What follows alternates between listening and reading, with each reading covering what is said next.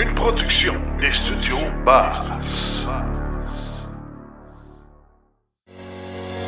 Ce hors-série est une présentation de NextDrive, un réseau d'ateliers pour une nouvelle génération de véhicules. Confiez l'entretien et la réparation de votre VE à des techniciens certifiés et propulsés par NAPA.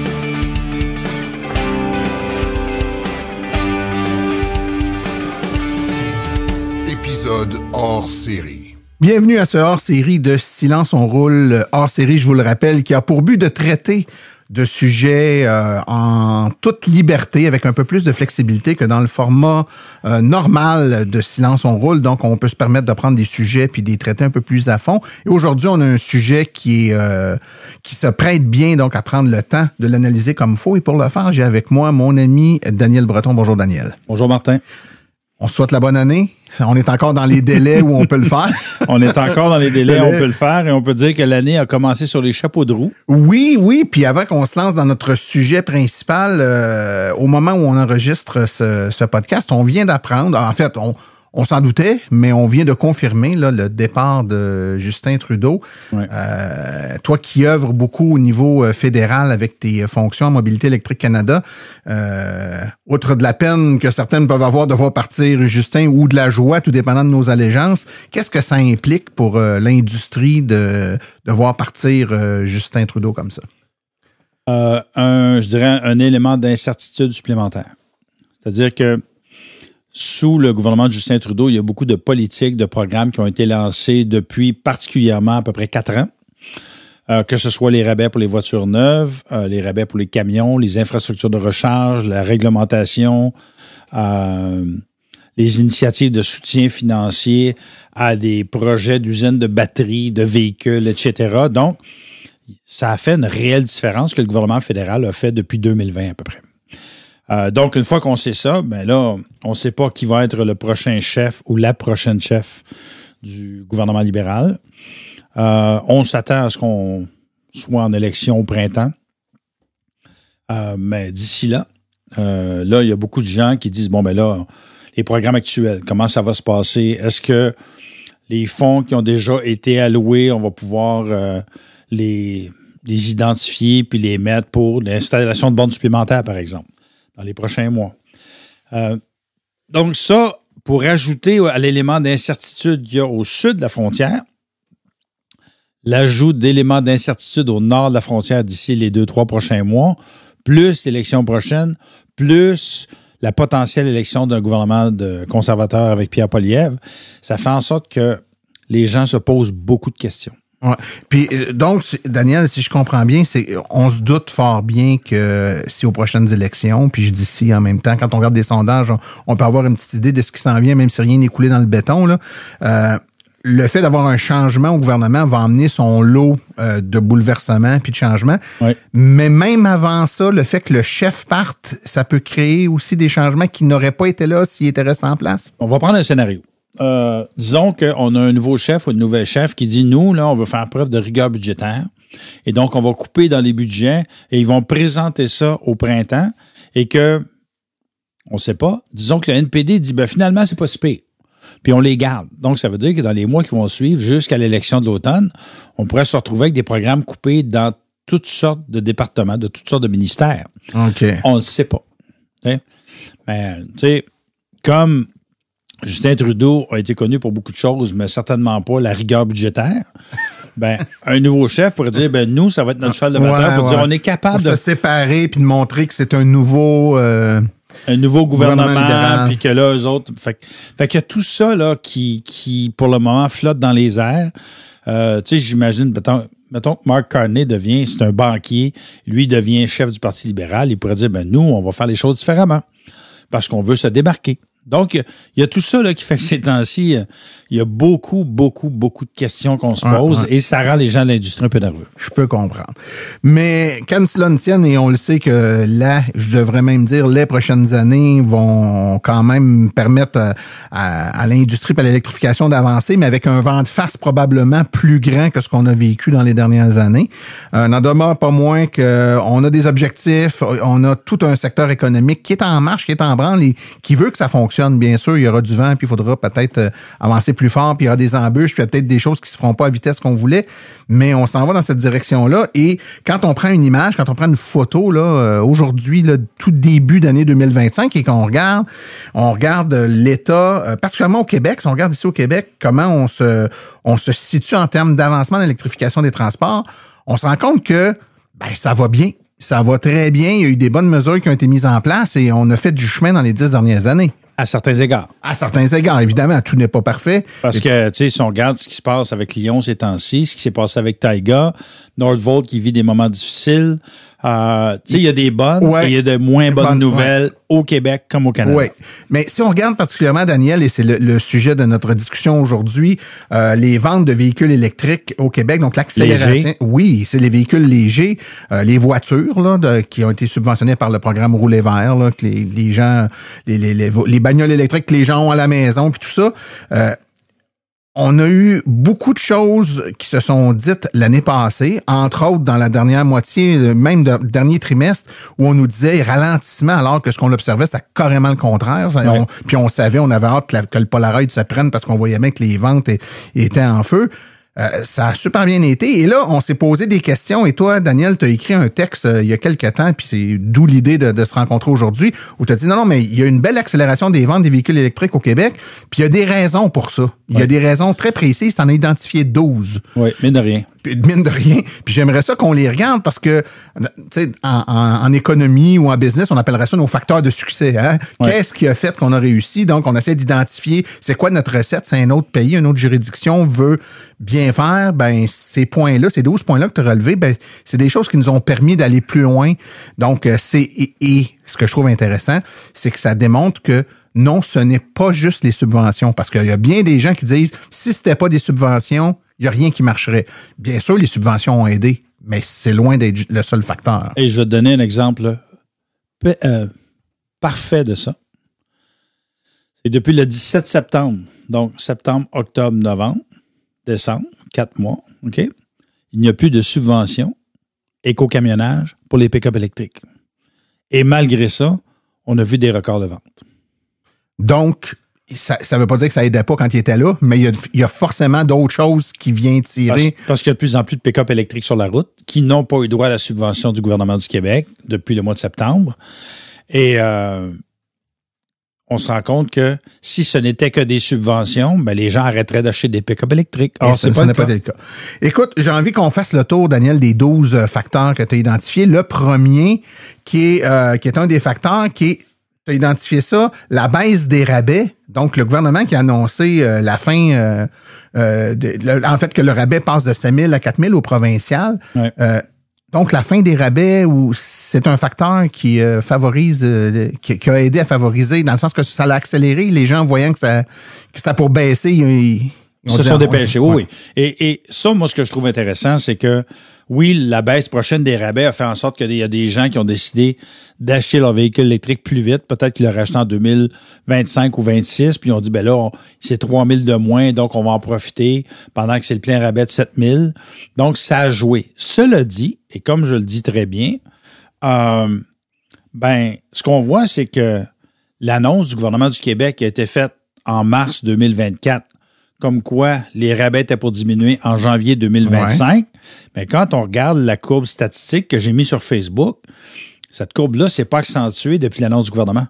C'est-à-dire que c'est la même courbe depuis 2 ans. Ouais. Donc, ça date de bien avant l'annonce du gouvernement, cette augmentation exponentielle des ventes de véhicules électriques. Et Évidemment, quand on dit tantôt on disait les subventions, ça aide. On peut pas nier que quand il y a des subventions, ça l'a aidé. Hein, ça a été la poussée qui a commencé à faire rouler la roue. Mais en même temps, le fait d'annoncer qu'elle va réduire ou qu'éventuellement elle va disparaître, et là on sait depuis, ils ont même annoncé un gel là, pendant 2 mois. Ben, ça a un effet. Peut-être les gens disaient, ils devaient l'acheter au mois de février, mais ils ont dit, je vais l'acheter tout de suite. Ils ont devancé un peu cet achat-là pour être certains de bénéficier du plein. Absolument. Et une des raisons pour lesquelles j'ai écrit ce texte-là, sur les 12 raisons, c'est qu'il y a beaucoup de gens, aussi bien dans les médias que dans l'industrie, qui ont dit, c'est juste les rabais qui fait que les gens vont acheter des véhicules électriques. Fait que quand le rabais va diminuer, les ventes vont planter. Et moi, ce que j'explique, c'est au contraire, ce n'est pas le cas. C'est beaucoup plus complexe que ça. Ouais. Et moi, je m'attends, voyez-vous, pour ceux qui écoutent, là, en janvier, on va avoir des ventes moyennes parce que c'est un mois tranquille. Les gens payent toujours un mois tranquille, janvier. T'sais, février-mars, je m'attends à ce que les ventes plantent parce que, comme le gouvernement a dit, on suspend les rabais pendant 2 mois, ben là, il y a des concessionnaires qui m'ont déjà dit, nous, on va demander aux gens de laisser un dépôt puis de prendre livraison au mois d'avril. Fait que donc, ça va baisser février-mars, puis ça va repartir en avril. Au final, quand on le regarde sur l'année, ça va probablement être le même nombre de véhicules qui s'est vendu, mais celles de février-mars vont être décalées puis livrées en avril-mai, mettons. Et je ne sais pas si tu t'en rappelles, je suis certain que tu t'en rappelles, Martin, quand on était en mars 2019 et que le gouvernement fédéral avait annoncé bientôt, il va y avoir un rabais à l'achat de voitures électriques, mais on ne vous dit pas combien, puis on ne vous dit pas quand. Je me rappelle, on filmait des petites capsules chez un concessionnaire de véhicules usagés à Montréal à cette époque-là, puis on avait fait une chronique justement là-dessus. Ouais. Là. Ça avait complètement stallé l'industrie. Tout le monde attendait. Tout le monde attendait. Ouais. Fait que comme là, c'est ce qu'on va revoir, c'est que tout le monde va attendre le mois d'avril pour prendre livraison de leur véhicule. Ouais. Ça ne veut pas dire qu'ils n'achèteront pas ou qu'ils ne laisseront pas des dépôts. Non. Ça veut juste dire qu'ils vont prendre livraison au mois d'avril. Ça veut pas dire que c'est des gens qui voulaient pas d'auto électrique qui en veulent une ou qui en voulaient une qui en veulent plus. C'est des gens qui ont déjà leur idée de fait, qui font juste déplacer le moment de l'achat. Et ce que je trouve un peu plate de toute cette discussion-là, puis j'en ai parlé amplement dans les médias lorsque l'annonce a été faite, c'est que tout ça, c'est pour des raisons comptables. Le gouvernement du Québec dit, nous, on n'a plus d'argent dans le fonds, ce dont je doute, parce que quand on regarde le fonds d'électrification et de changement climatique, il y avait 1,7 milliard au printemps. Ouais. Le gouvernement a dit qu'il voulait garder l'argent dans le fonds parce que... il y avait des beaux surplus là-dedans. Hein? Il y avait des gros surplus qu'il ne voulait pas tout dépenser parce que ça faisait en sorte que le ministre des Finances, quand va arriver son budget, va donner l'impression que son déficit est moins élevé parce qu'il calcule dans son fonds consolidé l'argent du fonds d'électrification et de changement climatique. Sauf que c'est un fonds dédié. Donc, il joue avec les chiffres puis il joue avec les mots. Ouais. Effectivement. Écoute, t'en as identifié d'autres, hein? Il n'y a pas juste celle-là. Non. Tu as parlé également de la baisse des taux d'intérêt. Effectivement, les taux d'intérêt aujourd'hui, puis si on recule d'1 an, on n'est pas à la même place, là. Non, écoute, les taux d'intérêt, tu regardais la plupart des constructeurs automobiles, là, c'était entre 5 et 9 %. Et là, aujourd'hui, il y a des constructeurs qui offrent du taux entre 0 et 3 %. Là. Ça fait toute une différence. C'est une grosse différence. Aussi récemment qu'aujourd'hui, j'ai regardé le Volkswagen ID4. Si tu l'achètes, c'est 0 % sur 48 mois. Aïe. Ouais. Ça fait une maudite différence. Là, je regardais le BZ4X, 5,9 % pour 48 mois. Fait que là, je disais, ça fait une différence sur l'intérêt que va susciter l'achat d'une voiture électrique ou à essence.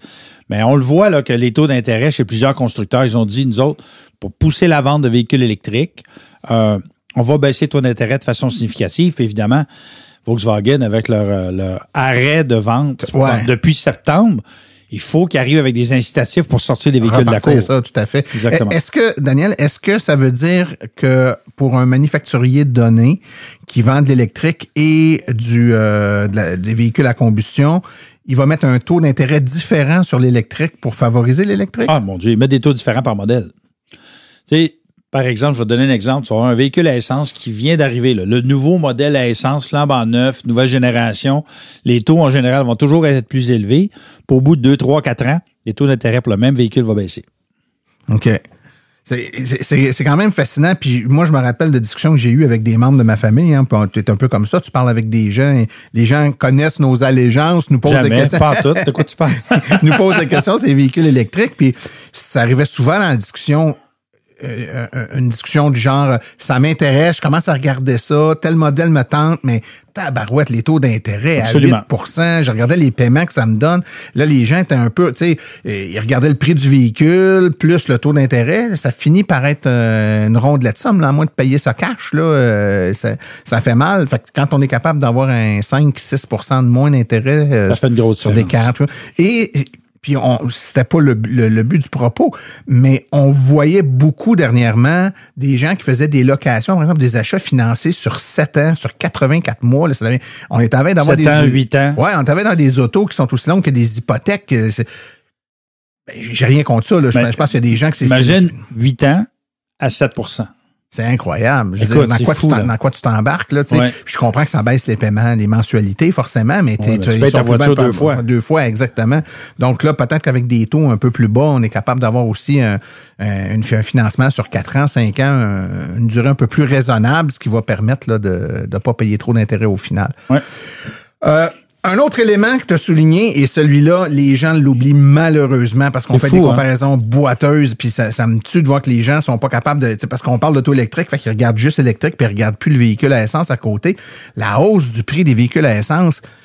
Le prix de l'essence, la hausse du prix de l'essence. De l'essence, mais des véhicules aussi. Les véhicules à essence coûtent plus cher qu'ils coûtaient. Ouais. Quand tu compares, quand tu dis l'auto électrique, c'est cher. Moi, si tu veux me dire qu'un auto électrique, c'est cher, j'ai pas de trouble si tu le compares avec une voiture à essence équivalente à côté. Puis tu vas te rendre compte que c'est cher aussi. Là. Les autos à essence à 18 000, là, ça n'existe plus. Là. C'est fini. Ben non, c'est fini. On est tous dans des prix... d'ailleurs, à Mobilité électrique Canada, vous avez sorti des statistiques, vous les brandissez assez régulièrement, là, où vous démontrez le coût moyen d'une voiture, là, toute motorisation confondue au Canada, ou juste électrique, puis juste la essence, et on se rend compte que finalement, le prix moyen d'une voiture à essence, c'est très élevé. Ça a augmenté de façon faramineuse. D'ailleurs, dans mon livre là, sur les 50 mythes et demi-vérités sur les véhicules électriques, je parle de prix de toute une série de véhicules à essence entre 2018 et 2024. Puis on voit des augmentations qui oscillent entre 30 et 70 % sur 6 ans. Aïe, aïe, aïe. Une Honda Civic, ça a augmenté de façon exponentielle. Mais un Ford F-150, ça a augmenté beaucoup aussi. Et ça, les gens ont tendance à oublier ça. Et ça, c'est le bout. Tu prends le même véhicule 5-6 ans plus tard, mais aussi quand tu ajoutes la tranche de véhicules d'entrée de gamme qui existait et qui n'existe plus. Ouais. Tu sais, les Honda Fit, les Toyota Yaris, les Kia Rio, la tranche d'entrée de gamme là, dans le véhicule à essence est carrément disparu du marché canadien. On a un escalier qui manque les 2 premières marches. Il faut commencer avec la 3e marche en partant. C'est pas tout le monde qui est capable de lever la jambe aussi haut. Là. Exactement. Donc, ça veut dire qu'un véhicule pas cher, c'est rendu entre 25 et 35 000. Les pas chers. Tu sais, un Honda Civic d'entrée de gamme, c'est 30 000 maintenant. Ben, quand tu commences à regarder les paiements, ben, tu te rends compte que facilement que les véhicules électriques sont de plus en plus compétitifs. Et que tu dois ajouter l'essence là-dessus. Et que tu dois ajouter l'essence. Tu ne feras pas avec le véhicule électrique. Là, le calcul commence... quand on compare, puis je me rappelle, on l'a toujours fait, puis je donnais des conférences pour l'AVEC. Je donne encore des conférences, mais à l'époque, je me souviens, avec l'AVEC, on avait 2 véhicules qu'on comparait, puis on regardait que le prix du véhicule à essence était beaucoup moins cher, mais quand on regardait le véhicule électrique, les subventions, les économies en carburant, on démontrait que rapidement, on rentabilisait les deux. Là, maintenant, quand tu compares les deux, tu te rends compte qu'il n'y a plus un écart aussi grand qu'il y avait là, entre les deux. Là. C'est-à-dire que certains modèles, c'est jour 1. Certains modèles de véhicules électriques, et j'en parle dans mon livre, dès le jour 1, le véhicule électrique revient moins cher qu'un véhicule à essence équivalent. Tout à fait. Et j'avais pris une comparaison. Il y en a plusieurs. Là. J'ai parlé du Ford F-150 entre le Lightning et le Ford F-150 XLT, 4 portes. La différence, c'est genre 3-4 000 $. Mais j'avais pris un exemple que j'avais trouvé fascinant. BMW série 3 d'entrée de gamme, BMW i4, donc électrique d'entrée de gamme. Avant les rabais, le véhicule à essence est plus cher que le véhicule électrique. Tu achètes une i4 pour 2 ou 3 000 de moins, si mon souvenir est bon, qu'une BMW série 3. Là, tu te dis, écoute, pourquoi est-ce qu'il faut vraiment... C'est pas calculer longtemps. Là. Non, tout à fait. Ajoute les rabais, ajoute les coûts en énergie, etc. Puis il y a de plus en plus de modèles comme ça. Oui, tout à fait. Tu parles des coûts en énergie, Daniel, ça m'amène à sauter à ton 4e élément, qui est justement la hausse du prix du carburant, parce qu'on a dit tantôt, il faut ajouter le prix du carburant, mais le carburant ne coûte plus aujourd'hui ce qu'il coûtait il y a quelques années. Ça commence à apparaître, là. Écoute, en janvier 2021, le prix moyen de l'essence était 1,8 le litre, à peu près. En janvier 2022, il était monté à 1,52, puis là, il est autour de 1,50. Fait que c'est une augmentation de 40 % du prix de l'essence depuis 2021. Là. C'est arrivé la guerre Ukraine-Russie, là, ça a augmenté. Puis là, à un moment donné, ça a monté à 2 $. Et là, les gens, à 1,50, toi, finalement, c'est pas si pire. Mais il y a 4 ans, ouais, c'était à la fin en du 2021, monde, hein? c'était à 1,8. Tout à fait. Donc, ça, c'est sûr que ça fait une différence. Parce que quand tes coûts d'énergie augmentent de 40 %, c'est significatif. Oui, oui. Et les gens, souvent... Les gens ont la mémoire courte. Hein. Ont excessivement la mémoire courte. Puis, encore une fois, tout est imbriqué. Quand on fait le calcul de rentabilité d'un véhicule électrique, on regarde son coût, on l'a parlé tantôt, son financement. Les coûts en énergie, ben si le coût en énergie, on calcule que notre véhicule fait, je sais pas moi, 8 litres au 100, puis qu'on fait 15 000 km par année, par exemple, ben à 1,8 puis à 1,50, c'est pas pantoute la même facture annuelle là, qu'on va avoir. Là. Ouais. Donc, on se rend compte que ça a un impact très grand. D'ailleurs, quand on explique aux gens les critères qui jouent sur la rentabilité économique d'un véhicule électrique, on dit toujours, ben ça va dépendre du prix de l'essence puis du nombre de kilomètres que tu fais par année. Plus tu fais de kilomètres, plus l'essence coûte cher, plus tu vas économiser à rouler électrique. Ouais, on peut prévoir facilement le prix de l'électricité. On sait que c'est régi puis que ça va bouger une fois par année puis très peu. Alors que l'essence, je veux dire, il y a une bombe qui tombe en mauvaise place au Moyen-Orient ou tu comprends un dictateur qui pète de travers. Exactement, et le prix peut augmenter de 50 % instantanément. Donc c'est très difficile là, de faire. Surtout que les gens sont de plus en plus serrés puis le budget, il y a de moins en moins de marge de manœuvre. Je pense qu'il y a une quinzaine ou une vingtaine d'années, le prix de l'essence augmentait de 10 sous le litre. C'était plate, c'était désagréable, mais pour beaucoup de gens, maintenant, avec la vie d'aujourd'hui, ça peut faire la différence entre entrer dans notre budget ou ne plus entrer dans notre budget. Donc, ça devient un facteur qui est loin d'être négligeable. Écoute, vois-tu, moi, là, j'ai calculé que sur 100 000 km, par rapport à un véhicule équivalent, j'ai sauvé à peu près 12 500 $ en essence. À 200 000 km, j'aurais sauvé 25 000 $ en essence. C'est extraordinaire. En énergie, en fait. Oui, c'est ça. Puis là, on est vraiment purement financier. Ça, on pourrait parler de tout ce que tu as sauvé également du point de vue écologique, qui a, à mon sens, une aussi grande valeur, mais là, évidemment, on parlait de termes économiques parce qu'on parlait du prix de l'essence, mais évidemment, il y a tout le pendant qui vient avec, qui est son poids écologique. Facteur numéro 5. Facteur numéro 5. Et ça, Daniel, on en a parlé beaucoup dans notre spécial de fin d'année à Silence on roule en disant, vois-tu, qu'est-ce qui arrive quand il y en a des véhicules? L'inventaire. Il y a des véhicules dans les cours, il y a des véhicules dans les showrooms. Ben, tu as des véhicules, tu vends des véhicules. Écoute, moi qui ai participé à plusieurs salons du véhicule électrique, moi, je me rappelle quand est arrivé le salon du véhicule électrique de Montréal en 2022. On était en avril 2022.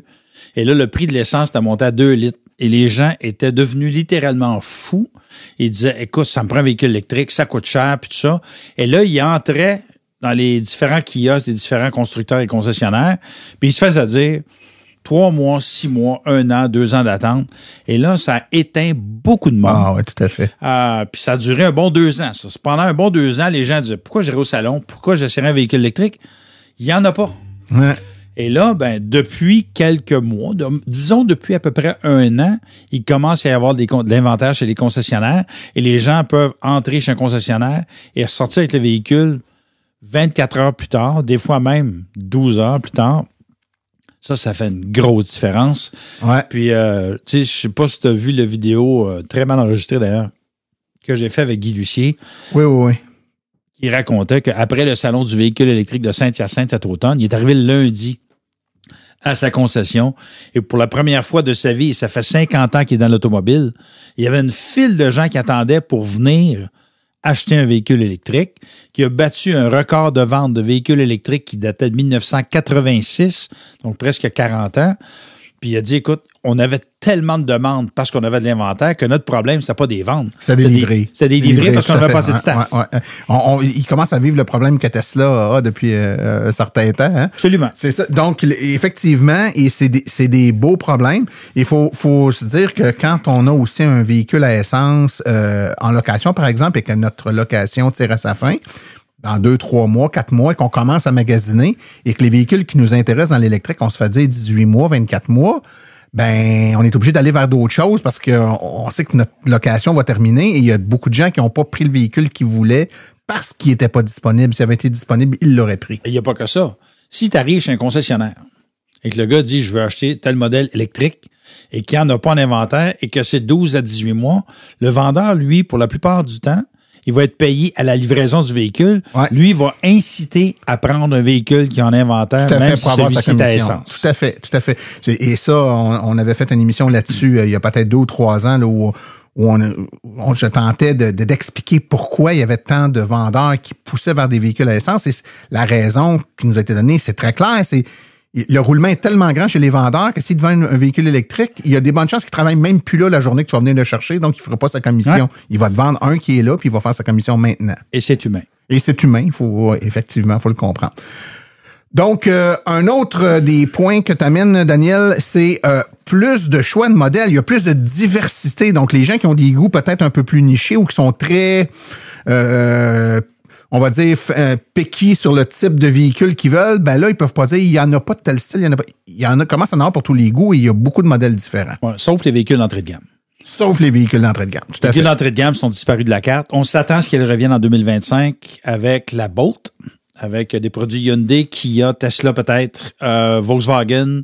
D'ici 2026, moi, je m'attends à ce qu'il y ait des véhicules d'entrée de gamme. Mais dans le milieu haut de gamme, il y a de plus en plus de choix, de plus en plus de constructeurs automobiles, ce qui fait en sorte que les gens ont de quoi magasiner. Et ça, c'est intéressant. C'est-à-dire que, tu sais, si on recule, il y a 4-5 ans, là, il n'y avait pas grand-chose. Ah ben non. J'en ai acheté des autos électriques, moi, puis c'était celle-là parce qu'il y avait juste celle-là. C'est à peu près ça. Tu sais, t'avais la Leaf, t'avais la Bolt, t'avais la Tesla Model 3. La Mitsubishi Biev, là, tu sais, des fois, t'as restreint un peu. Volkswagen e-Golf, tu sais. Il n'y avait pas grand-chose. Mais Daniel, ce qui est frappant, c'est que, et ça fait longtemps qu'on a qu'on sait cet état de fait-là, c'est que quand on dit, il n'y en a pas parce que tu me dis, oui, il y a de la diversité, les gens sont contents parce qu'il y a plus de modèles, mais il n'y a pas de petits modèles. Mais ils existent, ces petits modèles-là. Tu regardes en Europe, des Volkswagen électriques, petit format. Il n'y a pas juste les ID4 là-bas. Il y en a d'autres, les ID3. Kia fait des plus petits modèles. Pourquoi on ne les a pas ici puisqu'ils existent? En fait, pour une raison fort simple, c'est que les constructeurs automobiles vont envoyer les véhicules là où la réglementation est la plus contraignante. Donc, ce que les gens ne savent peut-être pas, c'est que là, présentement, l'objectif du gouvernement du Québec pour 2026, c'est 32,5 % de vente de véhicules électriques. Or, au 3e trimestre 2024, on était à 34,6 %. Donc, on a 2 ans d'avance sur l'objectif. Ouais, c'est ça. Mais quand on va s'approcher de 2030, on parle de 85 % de vente de véhicules électriques. Il va y avoir de l'effort à faire, là. Fait que là, les constructeurs n'auront pas le choix que d'amener des véhicules plus petits, moins chers, d'entrée de gamme. Et à partir de 2026, 27, 28, c'est ce qu'on commence à voir. Et donc, les constructeurs vont devoir, pas tous, mais il y en a qui vont devoir amener des véhicules plus d'entrée de gamme pour être capables d'atteindre leurs objectifs. OK. On en aura plus à ce moment-là.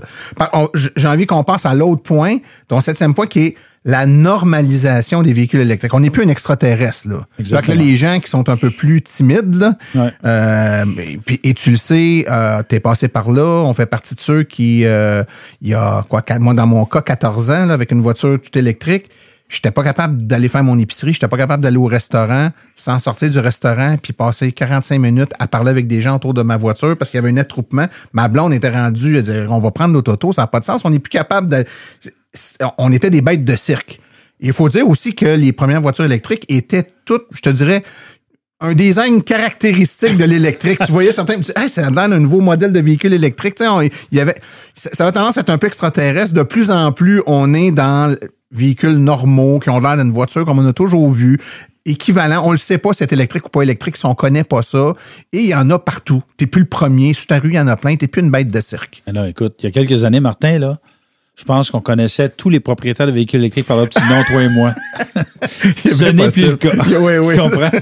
Non, c'est loin d'être le cas à la quantité qu'on est rendu. Fait que donc, c'est rendu normal. C'est-à-dire que les gens disent, mon voisin en a, mon beau-frère en a, je connais un tel, puis finalement, ça a l'air pas si pire que ça. Fait que, il y a un peu le principe high grade, là. Oui, puis il y a aussi le fait que quand ton beau-frère en a une, que ton voisin en a une, que ta belle-sœur en a une, puis que ça va bien, t'es rassuré aussi. C'est pas juste, c'est normal et Tu sais, les questions, ça va-tu bien? Tu es capable de te promener avec en hiver? Tu sais, les questions, là, les mythes, là. Vas-tu sur l'autoroute? C'est exactement. Ben là, une fois que, tu sais, les gens proches de toi, là, tu sais, en qui t'as confiance, te disent, ben, moi, ça fait 1 an et demi, 2 ans, je l'ai, ça va super bien. Ah ouais. À part sauver du carburant puis avoir une agréabilité de conduite que j'ai jamais eue, rien à signaler. Ça devient donc la norme. Tu sais, puis même de plus en plus acceptable. Même pour que beaucoup de monde. plus en plus, et j'ai eu une discussion avec quelqu'un il y a quelques semaines où on était plusieurs, en fait, on discutait, puis il y en a un qui dit « Ah, j'ai changé d'auto », et l'autre personne, il a dit « Une électrique? » Parce que maintenant, si tu changes de voiture, on s'attend t'es presque pas à ça. obligé, mais il y a des bonnes chances qu'elle soit électrique, tu sais, puis c'est dans l'air, donc c'est rendu comme un peu la norme. Donc Était-ce le cas? Et c'était le cas. Et c'était le cas. Et Ouais. en fait, c'est une hybride branchable. Ouais. Mais on est dans la bonne voie. Dans la grande famille. Parce que quand les gens ont mis le pied dans l'hybride branchable, généralement, ils en ressortiront plus. Là. On va les garder dans l'électrique. Exactement. Le point suivant, Daniel, qui milite en faveur là, de l'augmentation des ventes de véhicules électriques au Québec, on l'a abordé un peu par la bande, là, juste le point précédent, c'est la norme zéro émission. Donc, peu de gens le savent, tu le dis. Tu sais. Moi, l'exemple que j'ai donné dernièrement dans une entrevue, je disais, ben, tu sais, vous parlez tout le temps des subventions, là. Imaginez qu'il y a un éléphant pogné dans un cadre de porte, là. Ben, la subvention, c'est, on est en arrière de l'éléphant, puis on pousse pour le sortir, puis la norme zéro émission est en avant, puis elle tire. On travaille pas sur le même bout, mais on travaille dans le même but. Puis je trouve ça intéressant parce que là, on n'est plus du côté de l'acheteur, donc donner des sous à l'acheteur pour l'aider à faire l'acquisition du véhicule. Mais là, on est sur une pression sur le manufacturier de rendre disponible des véhicules. Et ça, cette norme zéro émission-là est en vigueur, puis est en vigueur avec un bouton d'intensité là, qui va augmenter avec le temps. J'aimerais ça que tu nous en parles un peu de l'impact que ça a. En fait, la norme zéro émission est en vigueur au Québec depuis 2018. Moi, je me rappelle être allé aux consultations en 2016 sur la norme zéro émission au Québec à l'époque où c'était le ministre David Hurtel qui faisait les consultations. Et puis là, il y a beaucoup de gens qui disaient, ben là, la norme zéro... on n'a pas besoin de norme zéro émission. On n'en a pas besoin. Parce que ça va venir naturellement. Ben oui. Puis il y en a d'autres qui disaient, ouais, mais là, la norme zéro émission, ça va être épouvantable. Là, puis les gens ne pourront pas acheter de voitures électriques. Puis là, le prix des véhicules à essence va augmenter. Puis ça va faire en sorte que ça va être une catastrophe pour les concessionnaires. Puis on va être... Bon. Là, ce qu'on a découvert de la première période de conformité de la norme zéro émission, c'est que les constructeurs qui hurlaient comme quoi c'était pour coûter une fortune en pénalité. Sais-tu combien qui ont donné d'argent au gouvernement du Québec en pénalité? Non. $0. Ouais. Pas de scène. Ils ont échangé des crédits zéro émission avec d'autres constructeurs à un prix confidentiel, mais qui est en bas de celui qui est annoncé à 5 000 $. La deuxième, c'est-à-dire la nouvelle période qui vient de commencer là. Qui vient de commencer le 1er janvier ouais. 2025. OK? Là, le crédit passe à 20 000 $. Donc, avant, c'était un crédit valait à peu près, je te dirais, 100 km. Donc, si tu avais un véhicule qui avait une autonomie de 100 km, ça valait un crédit. Si tu avais 400 km, ça valait 4 crédits. J'arrondis grossièrement, là. Aujourd'hui, c'est plus comme ça. C'est un crédit pour un véhicule électrique que ton véhicule ait 150 ou 800 km d'autonomie. Ça simplifie les choses. Je trouve que c'est un peu étrange, pas tout à fait d'accord avec le principe, mais une chose est certaine, c'est que là, les constructeurs savent où est-ce qu'ils doivent aller. Donc, si on parlait de 32,5 % en 2026, bien, il y a des constructeurs qui vont dépasser l'objectif. Tu sais, comme, évidemment, Tesla, c'est pas un enjeu, mais Chevrolet devrait le dépasser, Hyundai devrait le dépasser, Kia devrait le dépasser. Et il y en a d'autres qui traînent la patte, comme Mazda, comme Honda, comme Subaru, comme Toyota, qui, eux, vont devoir acheter des crédits zéro émission des constructeurs qui en ont vendu plus. Comme un crédit vaut 20 000 $, bien, le constructeur automobile, lui, dans sa tête, il se dit, mettons que le crédit, je peux l'avoir à 10 000 sur le marché des échanges de crédit. Fait que soit que ça me coûte 10 000 $, ou encore, je me rabais de 5 000 sur ma voiture électrique, puis j'en vends plus. Je préfère-tu acheter un crédit d'un autre constructeur ou encore donner un rabais pour en vendre plus? Ouais. Fait que c'est tout ça le calcul qui se fait présentement. Et plus les normes sont ambitieuses, au fur et à mesure on s'approche de 2030 à 85 %, mais plus la norme zéro émission va avoir un impact. À court terme, pas tant d'impact. Mais à 2027, 28, 29, là, je peux dire qu'il y a des constructeurs qui vont devoir arriver avec des véhicules moins chers et d'autres qui vont se retrouver obligés d'acheter des crédits de la part d'autres constructeurs. Daniel, souvent, quand on parle de la norme zéro émission, puis je veux qu'on clarifie cet élément-là, parce qu'un point hyper important, puis souvent les gens l'entendent, mais l'entendre puis le comprendre, c'est deux, là. On le répète, c'est une norme qui vise les constructeurs et non pas les concessionnaires. Absolument. Donc, un concessionnaire qui vend pas assez de véhicules électriques parce que il y en a pas, la maison mère ne lui en fournit pas, il n'est pas pénalisé, lui. Du tout. C'est le fabricant qui est pénalisé. Alors, quand on nous dit les concessionnaires automobiles s'opposent à ça, en réalité, cette norme-là fait en sorte qu'elle va aider à leur rendre disponibles des véhicules qui, de toute façon, et on le démontre par l'absurde actuellement, quand ils en ont, ils en vendent. Ouais. Quel concessionnaire serait contre avoir des véhicules qu'il va vendre? En fait, c'est intéressant ce que tu dis là, parce qu'il ne faut pas oublier qu'il y a un autre élément à l'équation. C'est qu'il y a ce qu'on appelle les allocations. Autrement dit, un constructeur va offrir un nombre X de véhicules électriques pour le marché du Québec. OK? Et là, il y a des concessionnaires qui ont déjà commencé à en vendre. Par exemple, Bourgeois ou Lucier Chevrolet. Okay? Comme eux en vendent beaucoup, ils vont avoir généralement, pas tout le temps, mais généralement, ils vont avoir la priorité parce qu'ils ont déjà commencé à se former une clientèle qui vont acheter des véhicules électriques chez eux. Donc, d'entrée de jeu, ces concessionnaires-là vont en recevoir plus de la part du constructeur X que d'autres concessionnaires qui ne sont pas forcés ou qui ne s'intéressent pas. À terme, ces concessionnaires-là vont perdre des ventes. Donc, ils ne sont pas pénalisés au niveau des crédits, mais ils sont pénalisés au niveau des ventes. Fait que, tu sais, si eux autres disent, moi, j'embarque pas, puis ça me tente pas, puis je veux rien savoir de ça, grand bien de face. Mais à un moment donné, quand on va arriver à 80% de vente de véhicules électriques... Il ne restera pas grand-chose à vendre si t'en vends pas. Il ne restera pas grand-chose à vendre. Puis ça vaut aussi bien pour les concessionnaires que ça vaut pour les conseillers et les conseillères. Mais il y a un élément aussi que les gens ignorent, c'est que la norme zéro émission du Québec est dédoublée par la norme zéro émission fédérale. Celle-ci va-t-elle survivre à l'arrivée du gouvernement conservateur? On ne sait pas. Mais de la façon dont la norme zéro émission fédérale est faite, c'est que c'est la même chose qu'au Québec. Si tu vends un véhicule électrique au Canada, tu as droit à un crédit au niveau fédéral. Si tu vends un véhicule électrique au Québec ou en Colombie-Britannique en particulier, tu as droit à un crédit à la vente de ton véhicule électrique pour le fédéral et un autre crédit à la vente de véhicules électriques au Québec et en Colombie-Britannique parce qu'ils ont leur propre norme zéro émission. Ce qui distorsionne le marché canadien parce que les constructeurs sont doublement encouragés d'amener et de vendre leurs véhicules électriques au Québec et en Colombie-Britannique. Ouais. Tout à fait. Ce qui veut dire qu'il y a des provinces qui se retrouvent un peu gros gens comme devant, dont les provinces maritimes. Donc, pas beaucoup de véhicules disponibles parce c'est exactement ce que tu disais tantôt, les lois en place ou les normes en place qui forcent la distribution des véhicules à des endroits plus qu'à d'autres, ce qui fait que on va évidemment être favorisé au Québec, en Colombie-Britannique versus les maritimes ou l'Ouest canadien, à l'exception de la Colombie-Britannique. Mais vois-tu, en Saskatchewan et en Alberta, il n'y a pas de rabais à l'achat de voitures électriques, puis il y a des taxes.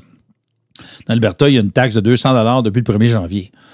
Mais dans les maritimes, ils ont des rabais dans toutes les provinces, mais ils n'ont à peu près pas d'inventaire parce qu'il n'y a pas de normes zéro émission provinciales. Donc, eux, ils sont vraiment perdants alors qu'ils poussent pour la transition vers les véhicules électriques. Donc, l'important, c'est pas juste de tirer sur l'éléphant d'un bord du cadre de porte, c'est de pousser. Ça va dans les deux sens. Dans les deux sens. Exactement. Un autre facteur, Daniel, qui favorise le succès de la vente de véhicules électriques légers au Québec, c'est les technologies qui s'améliorent. Donc, on n'a plus autant peur qu'avant, puis ce qu'on a comme technologie entre les mains, là, on est ailleurs. Surtout des gars comme toi puis moi qui avons eu les premiers modèles au début, quand on regarde ce qu'on a entre les mains aujourd'hui, pour le même prix ou même peut-être dans certains cas un peu moins cher, on fait 3-4 fois la distance qu'on faisait, on a beaucoup de technologies embarquées qu'on n'avait pas, on est complètement ailleurs. Là, on le voit que ça s'est amélioré. Écoute, en 2011 et 2023, l'autonomie médiane des véhicules électriques a été multipliée par 4. Le temps de recharge, toi, mon cher, et moi, mon cher, qui avons tous deux été propriétaires d'une Chevrolet Bolt. Ouais. Tu sais, on parlait d'un temps de recharge d'1 heure dans les bonnes conditions en été. Ouais. 1h15, 1h30 en hiver. Aujourd'hui, les véhicules électriques les plus performants ont un temps de recharge de 15-20 minutes. 15-20 minutes par rapport à 1h30. Là, moi, je connais des gens qui voyageaient de longue distance en Chevrolet Bolt en hiver. Ils ont dit non. Donc, les technologies ne cessant de s'améliorer, l'autonomie ne cessant de s'améliorer, la vitesse de recharge. Puis, tu sais, si tu recules il y a 4-5 ans, là, enlève les bornes Tesla, là, c'était du 50 kW. Là, on commence à installer du 400 kW. Ouais. Ça fait une maudite différence. Donc, tout ça fait en sorte que au fur et à mesure où le temps passe, la technologie des véhicules électriques s'améliorant et des bornes de recharge, voyager en véhicule électrique, c'est de plus en plus simple et de plus en plus agréable. Ah, tout à fait. Puis il y a quelques années, il y a des gens qui faisaient le choix, par exemple, d'une Tesla en disant moi, j'étais un peu insécure dans ma Tesla, je dis où je m'en vais, il me dit où arrêter de me charger. Maintenant, il y a plein de modèles de véhicules qui ont ça. Là. Il n'y a plus juste Tesla. Là. Tous les modèles pas plein, mais ça commence. Ben, de plus en plus. GM a ça, Ford a ça, les Polestar a ça. Il y a de plus en plus de... Ça s'en vient, ça va devenir la norme là, maintenant. Là, tu as un système de navigation qui est pas juste un GPS, mais ça intègre la recharge, l'autonomie aux différents endroits et le véhicule, quand il te trace ton itinéraire, il tient compte du fait que c'est un véhicule électrique qui doit arrêter de se recharger. Et tout ça, pour des gens qui sont insécures et ou à leur première voiture électrique, c'est vraiment rassurant. C'est un facteur qui va inciter. Avant, il y a des gens qui se retenaient disant moi, j'ai peur de rester pris, je connais pas ça. Puis dans 3-4 ans, on va être ailleurs complètement, là, avec ce qu'on appelle le plug and charge, c'est-à-dire même pas besoin d'application, de carte, etc. Là. L'évolution des choses va faire en sorte que, écoute, avec le plug and charge, c'est plus facile de recharger ton véhicule que d'aller faire le plein d'essence. Tout à fait. Tu n'as même pas besoin de payer, ça se fait tout seul. Exactement. Exact. Donc, la technologie est un facteur important. Là. L'amélioration de la technologie est un facteur favorisant là, l'adhésion aux véhicules électriques au Québec. Le 10e point, Daniel, l'éducation vis-à-vis des véhicules électriques s'améliore. Et ça, my God, ça s'améliore, mais il y a encore de la job à faire. Et plus le temps avance, plus il y a de gens qui ont des véhicules électriques et plus c'est monsieur et madame tout le monde. Ouais. Toi, moi et bon la gang de l'AVEC, il y a 10 ans, on était tous des geeks qui tripaient là-dessus depuis des années avant que ça existe, tu comprends? Ouais, on est arrivé là, on savait dans quoi on s'embarquait. Moi, quand j'ai acheté ma voiture il y a 14 ans, je savais très bien dans quel bateau je m'embarquais parce qu'à l'époque, je connaissais 2 places où je pouvais charger mon auto chez moi, puis à Boucherville. Il n'y avait aucune autre borne au Québec. Ouais. Je le savais dans quoi je m'embarquais. Maintenant, les gens voient, ils posent des questions. Oui, ça va bien, c'est facile. Ils s'achètent l'auto, ils se font à peu près pas expliquer ça. Puis là, ils partent avec ça, puis ils se rendent compte qu'il y a un manque de... C'est pas que c'est compliqué, mais c'est différent. Il faut qu'on ait le temps de l'expliquer. C'est un autre langage. Et ça, il y a beaucoup de travail à faire. On le voit quand on arrête de se recharger les gens qui sont... Des fois, je le dis, passer d'un véhicule à essence à un véhicule électrique, là, c'est pareil comme passer d'un PC à un Mac. C'est un autre langage, c'est un autre monde. Donc, les gens doivent apprendre ce vocabulaire-là. Dans mes livres, tu te souviens, j'en ai parlé, j'avais tout un lexique sur les expressions. Ouais. Tu sais, c'est bien beau parler de NACS, puis de BRCC, puis de CCS. Écoute, je dirais ça, moi, à ma mère. De gomme, de aucune idée. Fait que, bref. Fait il y a un travail d'éducation qui est extrêmement important à faire, que les gens de l'AVEC font, que Plug and Drive fait, que le circuit électrique, la Corporation des concessionnaires automobiles embarque, Mobilité électrique Canada, le Club Tesla Québec, un paquet de monde qui commence à embarquer là-dedans. Mais c'est un travail... de longue haleine. Écoute, tu sais, quand j'ai sorti mon fameux livre sur les 50 mythes au mois de septembre, moi, je me disais naïvement, en 2016, j'avais fait un livre sur 10 mythes, puis je me disais en 2020, tout le monde va avoir compris. C'est le contraire. Il y a de plus en plus de mythes qui circulent, de fausses d'informations qui circulent, de mensonges carrément.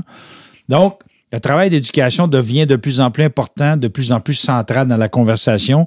Et une chance qu'il y a des groupes comme les nôtres, mais je te jure que moi, je vais mourir puis il va encore rester du travail d'éducation. Ah, tout à fait. Puis il y a tout un débat. Ça veut pas dire que je vais mourir bientôt. Non, j'ose espérer. Peux-tu au moins finir l'entrevue? Mais, Daniel, il y a un débat qui revient à l'occasion, puis tu sais, une réflexion que, bon, l'AVEC s'est fait souvent, moi je me la fais souvent, qui est la responsabilité, elle incombe à qui?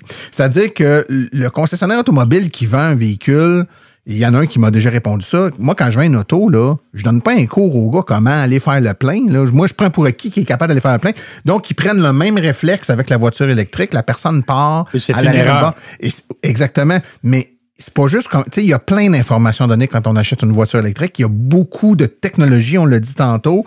Ça prend du temps à expliquer ça. Puis quand on achète un auto, on est stressé, on est nerveux. On est excité. On est excité. Puis là, on se fait garrocher, là, plein d'informations. Ou pas du tout. Ou pas du tout. Mais même dans le cas où on le fait. Mais honnêtement, là, Martin, il y a beaucoup de gens qui disent, moi, je suis allé chez le concessionnaire. Ah, il m'a donné les clés. Ouais. Il m'a donné les clés, il a connecté mon téléphone cellulaire, puis bye. Ah, tout à fait. Beaucoup de gens.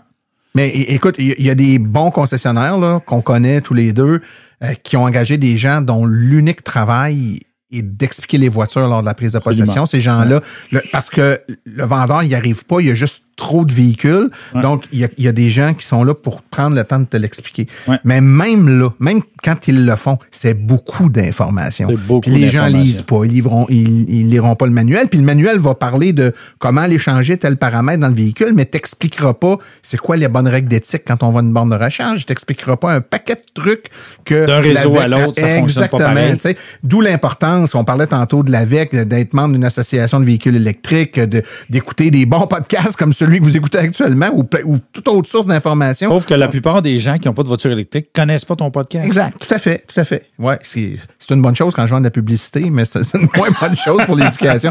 Mais bref, ça reste que le point est très valide. Donc, le fait qu'il y ait de l'éducation puis que les gens de plus en plus commencent à comprendre, puis souvent, ça se fait informel maintenant. Le beau-frère qui en a une, puis le voisin qui en a une, lui, il prend le temps de l'expliquer. Ouais. Puis, tu sais, cette information-là, c'est important. Quand on comprend, on a moins peur. Mais l'éducation, ça va au-delà des consommateurs. Ah oui. Je veux dire, moi, quand j'ai sorti mon livre cet automne, c'était pour éduquer les élus, les gens d'industrie et les journalistes.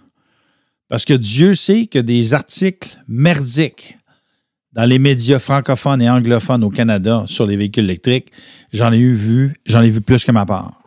Donc, quand j'ai écrit ce livre-là sur les 50 mythes et demi-vérités sur les véhicules électriques, c'était à eux autres que je pensais. T'sais, parce qu'il y a encore beaucoup d'ignorance de la part de gens qui devraient plus savoir, qui devraient mieux savoir. À la limite, Daniel, quand on connaît pas quelque chose, on n'en parle pas. Moi, c'est ce qui me tue. Ou on s'informe. Ou on s'informe. Mais moi, ce qui me tue, c'est qu'il y a des gens qui écrivent ou qui vont faire une entrevue, qui vont parler d'un sujet comme s'ils connaissaient ça. Ouais. Et ils ne connaissent pas ça. Ouais. Et c'était le cas souvent de certains journalistes automobiles, d'ailleurs, qui ont une crédibilité en véhicule. Donc, quand ils parlent, les gens leur accordent une crédibilité. Mais on l'a dit tantôt, véhicule électrique, véhicule à essence, deux mondes. Et là, ils te parlent de véhicule électrique. Tu dis, mais il n'a aucune idée de ce qu'il parle. Ouais.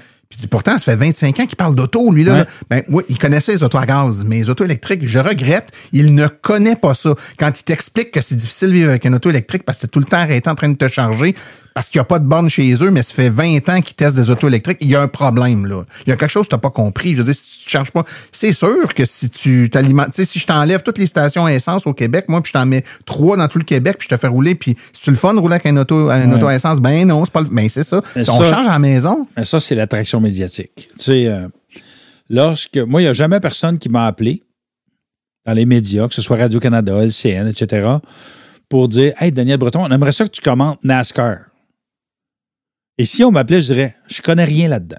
Appelez un tel ou une telle.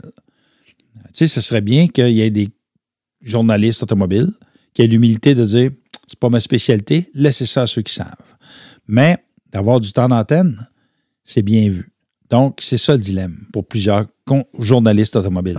Parce que, tu sais, pire que de ne pas avoir d'informations, c'est d'avoir de la mauvaise information. Donner de la mauvaise information. Tout à fait. Ça fait mal. Parler avec assurance, c'est quelque chose qu'on ne connaît pas. Exactement. Oui, c'est l'assurance avec laquelle ces gens-là en parlent qui est déstabilisante, là, parce que et on sait qu'ils ont une crédibilité auprès du public, c'est ce qui est d'autant plus dommageable. Ouais. Le 11e et avant-dernier point, Daniel, le réseau de recherche publique qui se développe. Donc, on parlait tantôt de rassurer les gens, là, de savoir qu'on est capable de se promener et qu'on va être capable de faire le plein si on a besoin. C'était forcément un élément rassurant. Oui, puis j'ai vu dans le temps des fêtes qu'il y a des gens qui n'étaient pas contents parce qu'il n'y avait pas assez de place aux bornes, etc. Mais je veux dire, on a un bon réseau dans l'ensemble. À commencer par le circuit électrique, mais je veux dire, le réseau Flow, Tesla, ChargePoint, Electrify Canada, qui est en train de devenir un excellent réseau. L'avenue électrique. Bref, ce qu'on voit, c'est qu'il y a de plus en plus de bornes.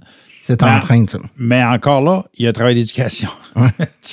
L'éducation aux bornes. Bon véhicule, c'est bonnes bornes. Les bons véhicules, c'est bonnes bornes. Puis, tu sais, une chose que je commence à constater, c'est qu'il y a de plus en plus de gens qui ont le même réflexe qu'ils avaient lorsqu'ils conduisaient un véhicule à essence. Qu'est-ce qu'ils font? Ben moi, je suis habitué d'aller au Madrid pour me charger, fait que je vais tout le temps au Madrid sur me charger, même si 12 km plus loin, tu as 44 bornes de recharge rapide, mais c'est le Madrid où je suis habitué d'aller. Ouais, c'est ça. Fait que là, il y a tout ce travail-là, mais le réseau se développe rapidement. Je pense honnêtement que comme on est 2 ans en avance sur le niveau d'adoption de véhicules électriques, que là, il faut accélérer le déploiement des véhicules électriques pour rattraper la cadence d'adoption de véhicules électriques au Québec. Mais quand tu t'es promené ailleurs au Canada ou aux États-Unis, tu te rends compte que dans l'ensemble, dans la plupart des cas, on a un excellent réseau. Tout à fait, tout à fait. Et puis il faut faire attention de ne pas prendre des cas particuliers comme la veille de Noël, puis la Saint-Jean-Baptiste, ou encore, par exemple, l'exemple que je donne souvent en exemple, c'est, tu sais, tu as des bornes en Gaspésie qui sont pas utilisées pendant 40 semaines par année, mais qui sont surutilisées pendant le temps des vacances, ce qui est tout à fait normal. C'est là que les gens se déplacent.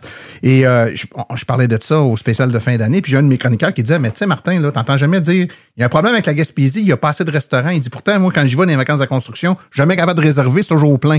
Ouais. Personne ne se plaint qu'il n'y a pas assez de restaurants en Gaspésie.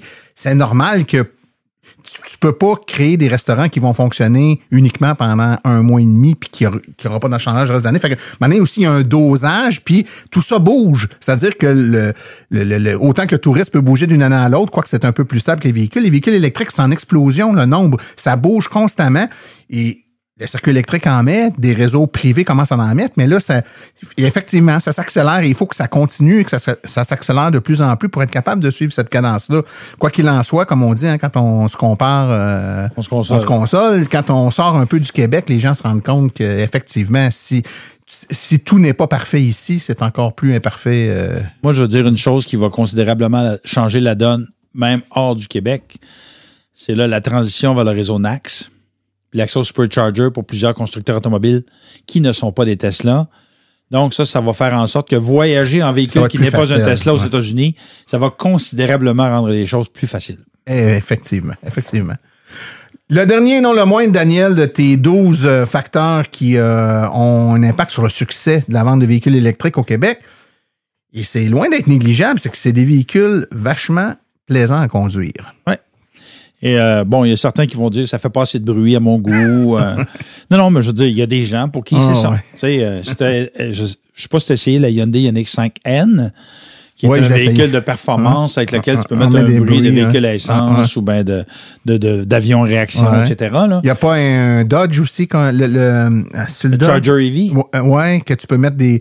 Il y a une voiture... oh my God, je pense que c'est le Charger. Le Charger EV, je pense que tu peux mettre un son. Tu as des choix de moteur, puis tu choisis le moteur, puis j'ai entendu... C'est impressionnant. Ouais. mais bref, le fait que ce soit plaisant à conduire, que ce soit silencieux, accélération franche et linéaire, silence de roulement, c'est des facteurs qui améliorent l'expérience de conduite. Et moi, je veux dire, moi qui ai testé des centaines de véhicules électriques et partiellement électriques au fil des ans, c'est sûr que ça joue. Tu sais, tout à l'heure, j'embarquais dans ma voiture pour m'en venir ici, puis je me disais, Colin, ma voiture à 100 000 km, c'est le fun. C'est le fun de rouler avec cette voiture-là, tu sais. Ah, tout à fait. Puis, tu sais, il s'agit de conduire en alternance une voiture à essence puis une voiture électrique pour réaliser que aussi bonne et intéressante peut être la voiture à essence, il y a quelque chose, même dans une voiture électrique plus bas de gamme, là, c'est plaisant, c'est smooth, c'est silencieux, c'est exempt de vibration. Ouais. Il y a un confort. Les changements de vitesse. Moi, je m'ennuie pas du tout. Non. Écoute, c'est ça. Vraiment, ça marche par moton. Ça fait très ancien ou antique d'embarquer dans un véhicule dans lequel il y a des changements de vitesse. Puis il y a un autre élément, c'est drôle, je sais pas si ça t'est arrivé récemment, mais si je suis à bord d'un véhicule à essence et que je descends une côte où je freine, je me dis, mon Dieu, quel gaspillage d'énergie. Effectivement. On réalise pas jusqu'à temps. Il y a quelque chose qui vient avec l'adoption du véhicule électrique, là. C'est une conscientisation de l'éco-conduite. Oui. Parce qu'on voit à l'écran l'énergie qu'on récupère, on voit l'énergie supplémentaire qu'on brûle quand on accélère de façon un peu trop agressive et on devient conscient de l'impact de tout ça sur l'autonomie de notre véhicule puis sur notre consommation. Ça nous amène une éco-conduite qui devient presque ludique. Dans le fond, hein, on essaye souvent, et moi c'est le cas, là, je fais le même trajet avec mon véhicule, puis j'ai même eu plusieurs véhicules cette période-là, puis je sais que entre mon point de départ et mon point d'arrivée, je consomme tant de kilowattheures pour m'y rendre. Ben là, j'essaye aujourd'hui, ils vendent pas. Je vais essayer d'être le plus économe possible. Et ça se transpose après ça si on en conduit un véhicule à essence, ben on a cette conscience-là dedans de nous. Puis effectivement, comme tu dis, là, on dit, là, je suis en train de... Normalement, je devrais récupérer de l'énergie, puis là, j'en gaspille à la place. C'est perdu, cette énergie-là ne reviendra jamais. Ouais. Ben, Daniel, on a fait un tour quand même assez intéressant des 12 facteurs. Donc, non, Non, ce n'est pas que les subventions qui font qu'on achète des véhicules électriques. Non. On nie pas que ça puisse aider, ça allait aider à démarrer la roue. Moi, Daniel, puis pour boucler là-dessus sur cette histoire de subvention-là, moi, j'aimerais t'entendre sur l'élément suivant. L'éventuel, parce que là, c'est pas une disparition, là, le baisser, la subvention est suspendue pendant 2 mois, mais je veux dire, elle devrait revenir puis elle va diminuer là, d'année en année jusqu'à disparaître là, d'ici 2 ans. Est-ce que, avec la disparition éventuelle de la ou des subventions, peut-être que le fédéral pourrait faire la même chose, est-ce qu'on est en droit de s'attendre que les manufacturiers vont baisser le prix des véhicules? Plusieurs disent, oh, mais stressez pas trop, là, les prix sont trop chers parce qu'ils savent qu'il y a des subventions. Quand il n'y aura plus de subventions, les prix vont baisser. Est-ce que c'est aussi simple que ça? La vie, c'est jamais aussi simple que ça. Là, et c'est pour ça que j'ai parlé des 12 raisons. Ouais. C'est que la norme zéro émission va faire en sorte que les constructeurs, pour atteindre leurs objectifs, ils vont devoir arriver avec des véhicules plus abordables. Donc, est-ce que le même véhicule va baisser de prix? Peut-être un peu, pas beaucoup. Mais comme il va y avoir une tranche de véhicules moins chers, le véhicule de milieu de gamme va peut-être rester autour du même prix. C'est pas que, par exemple, Chevrolet Blazer EV ne passera pas de 50 000 à 40 000 demain matin parce que le rabais va disparaître. Non. Maintenant, est-ce que les prix se tiennent, mais que lorsque la Bolt EV va arriver, elle va remplir une niche de véhicules moins chers. Et donc, il y a des gens qui se sont peut-être achetés des Blazer EV qui vont s'acheter des Bolt EV. Parce qu'ils vont dire, moi, je veux payer ce prix-là. C'est sur mon budget. Donc, cette tranche de véhicules d'entrée de gamme qui s'en vient sur le marché d'ici 2-3 ans de la part de plusieurs constructeurs va faire en sorte de continuer à aider à augmenter les ventes de véhicules électriques. Et il y a présentement des véhicules, des gens, c'est-à-dire qui se sont achetés des véhicules un peu plus chers parce qu'il y avait les rabais et qui vont peut-être dire, ben mon prochain va peut-être être un peu moins cher parce qu'il n'y a pas de rabais. Pour respecter mon budget, je vais devoir descendre un peu. Ouais. Tu sais, je ne sais pas si tu te rappelles, mais à un moment donné, on avait découvert que première phase ou première vague de propriétaires de Tesla Model 3, la plupart des gens qui passaient à une Model 3 avant avaient des Honda Civic, des Mazda 3 puis des Toyota Prius. Qui n'est pas des grosses voitures de luxe. Non, mais c'était des voitures qui étaient 2 fois moins chères qu'une Tesla Model 3. Mais là, quand on a vu les Bolt arriver, il y a un paquet de monde qui se sont achetés des Chevrolet Bolt. Et là, vois-tu, la grosse vague depuis quelques mois, c'est les Equinox, qui ne sont pas vendus si pas cher que ça. Mais les rabais font en sorte que les gens qui se cherchent un multisegment VUS à prix raisonnable, compétitif avec les véhicules à essence de même format, ben là, ils ont dit on peut aller là-dedans parce que ça commence à s'équivaloir comme prix. Fait que la tranche de véhicules d'entrée de gamme qui va arriver à 5 à 10 000 $ de moins, ça va aller chercher les gens justement où on dit ben là, il y a moins de rabais ou il n'y a plus de rabais. Ben, c'est ces gens-là là, qu'on va être capable d'aller chercher parce que les constructeurs vont devoir atteindre ces normes-là. Tu sais, au fédéral, on ne sait pas s'il va y avoir une norme zéro émission après l'élection du gouvernement conservateur. On ne sait pas si la norme va entrer en vigueur en 2026. Au Québec, aux dernières nouvelles, que ce soit la CAQ, le PQ, les libéraux, au Québec solidaire, il n'y a pas personne qui a dit on enlève la norme zéro émission. Il y a les libéraux qui ont remis en question le 100% 2035, mais c'est quand même eux qui ont mis en place la norme zéro émission initialement. Oui, tout à fait. C'est souvent, on se le dit, là, c'est l'avantage un peu qu'on a au Québec, c'est que... Il y a un certain consensus. Consensus en électrification dans les différents partis, là, des légères nuances, mais c'est assez consensuel, ce qui fait que c'est pas trop inquiétant. Au fédéral, ça l'est un peu plus, cependant, je pense. Ouais. Daniel, comme toujours, ce fut un plaisir de t'avoir assis dans son rôle. Merci beaucoup de nous avoir donné ton précieux temps. Ça me fait plaisir, puis bonne année à tout le monde. Merci.